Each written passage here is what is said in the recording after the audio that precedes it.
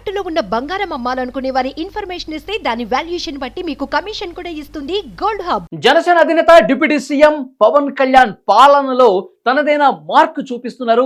ఒక కొత్త రాజకీయానికి, ఒక కొత్త పాలనలో ఒరవడికి శ్రీకారం చుట్టిన పరిస్థితి కనిపిస్తుంది. ముఖ్యంగా పవన్ కళ్యాణ్ గారు లేటెస్ట్ గా జనసేన పార్టీ తరఫున ఒక క్యూఆర్ కోడ్ ను రిలీజ్ చేశారు. జనసేన పార్టీకి సంబంధించిన మంత్రులకు సంబంధించిన శాఖలు ఏవైతే ఉన్నాయో ఆ శాఖల్లో ఏళ్లుగా అపరిష్కృతం కాని సమస్యలు ఏమన్నా ఉన్నా, మీరు ప్రభుత్వానికి ఆ శాఖలకు సంబంధించి ఏమన్నా సలహాలు సూచనలు ఇవ్వాలన్నా సరే ఆ క్యూఆర్ కోడ్ను స్కాన్ చేసి మీ సమస్యని చెప్పొచ్చు. మీరు ఏదైనా సలహా ఇవ్వాలనుకుంటే ఇవ్వచ్చు అని చెప్పి జనసేన పార్టీ ఒక క్యూఆర్ కోడ్ను రిలీజ్ చేసింది. పవన్ కళ్యాణ్ గారు ఈ క్యూఆర్ కోడ్ను రిలీజ్ చేసినటువంటి పరిస్థితి కనిపిస్తుంది. ఇక్కడేముందో ఒకసారి మీకు చదివి వినిపిస్తాను. ఎవరైనా ఈ క్రింది శాఖలకు సంబంధించి సలహాలు సూచనలు ఇవ్వాలనుకుంటే ఈ గూగుల్ ఫామ్ ఫిల్ చేయగలరు. ధన్యవాదాలు. జనసేనకు సంబంధించిన శాఖలు ఇక్కడ ఉన్నాయి. పంచాయతీరాజ్ శాఖ, గ్రామీణాభివృద్ధి, గ్రామీణ నీటి సరఫరా, పర్యావరణ, అటవీ శాఖ, సైన్స్ అండ్ టెక్నాలజీ. ఈ 5 శాఖలు అధ్యక్షుడిగా ఉన్నటువంటి పవన్ కళ్యాణ్ గారు నిర్వహిస్తున్నారు. తర్వాత పౌర సరఫరాల శాఖ నాదెండ్ల మనోహర్ గారు నిర్వహిస్తున్నారు ఈ శాఖని. టూరిజం అండ్ సినిమాటోగ్రఫీ శాఖ, ఈ శాఖని కందుల దుర్గేష్ గారు నిర్వర్తిస్తున్నారు.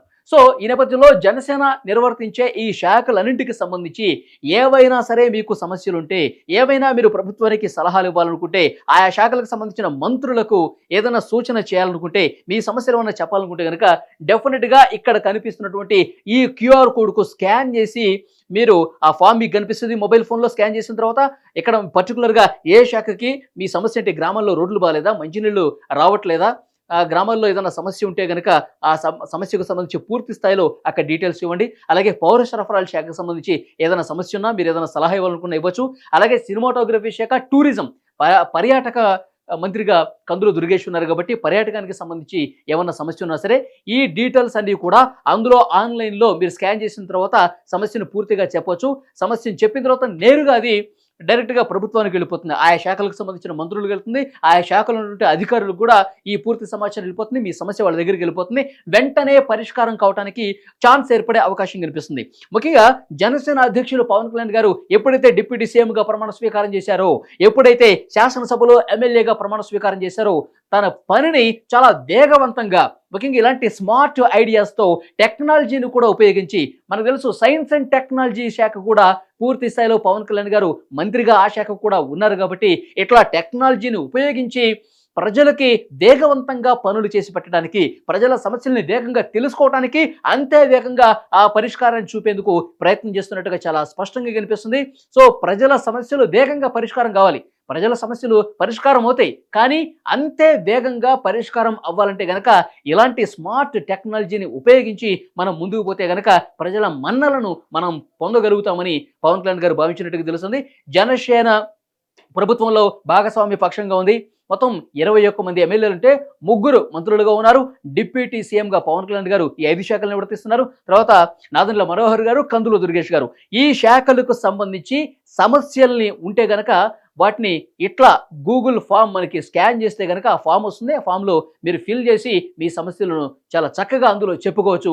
వేగంగా మీ సమస్యలు పరిష్కారం అవుతాయి. దాంతోపాటు ఏదైనా ప్రభుత్వానికి మీరు సలహా ఇవ్వాలనుకున్నా, ప్రభుత్వానికి ఏదైనా సూచనలు చేయాలనుకున్నా ఈ శాఖలకు సంబంధించి అందులో మీరు రాస్తే కనుక చాలా వేగంగా మాకు తెలుస్తుంది. మా అధికారులు కూడా అంతే వేగంగా క్షేత్రస్థాయిలోకి వెళ్ళి పనులు ప్రారంభిస్తారు.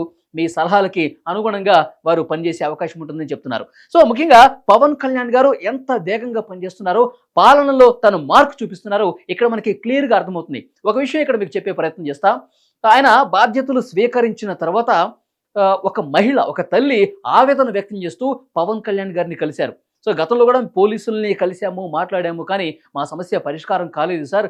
మా అమ్మాయి తప్పిపోయింది, 8 సంవత్సరాల పాప 8 నెలలుగా కనపట్టలేదని చెప్పి చాలా ఆవేదనతో మాట్లాడిన పరిస్థితి కనిపిస్తుంది. ఆ తల్లి ఆవేదన విన్నటువంటి పవన్ కళ్యాణ్ గారు వెంటనే పోలీసులకు, ఏ పోలీస్ స్టేషన్ పరిధి వస్తుందో అక్కడ ఉన్నటువంటి పోలీసు అధికారులకు ఫోన్ చేశారు.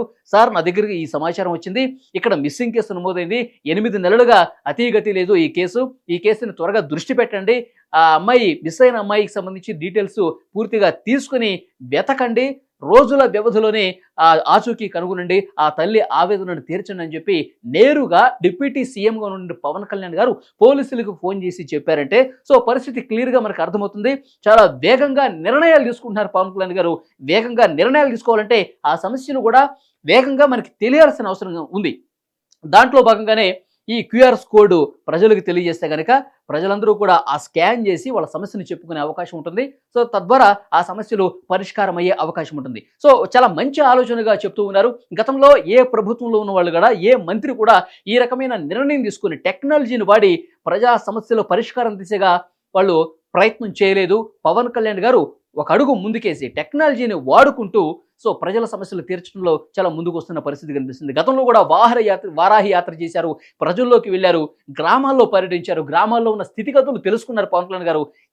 ఇన్ని సమస్యలు ఉన్నాయా, ఈ ప్రజలు ఇన్ని ఇబ్బందులు పడుతుంటే ఇవేమీ గత ప్రభుత్వం పట్టించుకోలేదు, కేవలం బూతులు తిట్టుకుంటూ ఆయా శాఖలకు సంబంధించిన మంత్రులు వ్యవహరించారు, ప్రతిపక్షాలను ఇబ్బంది పెట్టే కార్యక్రమాలు చేశారు, ప్రతిపక్షాలను జైలులో వేసే కార్యక్రమాలు చేశారు, కింద స్థాయిలో ఉన్న కార్యకర్తలను ఇబ్బంది పెట్టారు, సాధారణ ప్రజారికం ఇబ్బందులు పూర్తిగా గాలి కొదిలేసి బూతులతో కాలయాపన చేశారు, అభివృద్ధిని అస్సలు పట్టించుకోలేదు. అందుకే గ్రామాలు ఇంత తీవ్ర స్థాయిలో ఆ ఇబ్బందుల్లో సమస్యల్లో కొట్టుమిట్టాడుతున్నాయని గ్రహించారు కాబట్టే పవన్ కళ్యాణ్ గారు, ఎందుకంటే గ్రామాల్లో ఆయా పర్యటనలు చేసినప్పుడు ఆయనకు వాస్తవాలు బోధపడ్డాయి.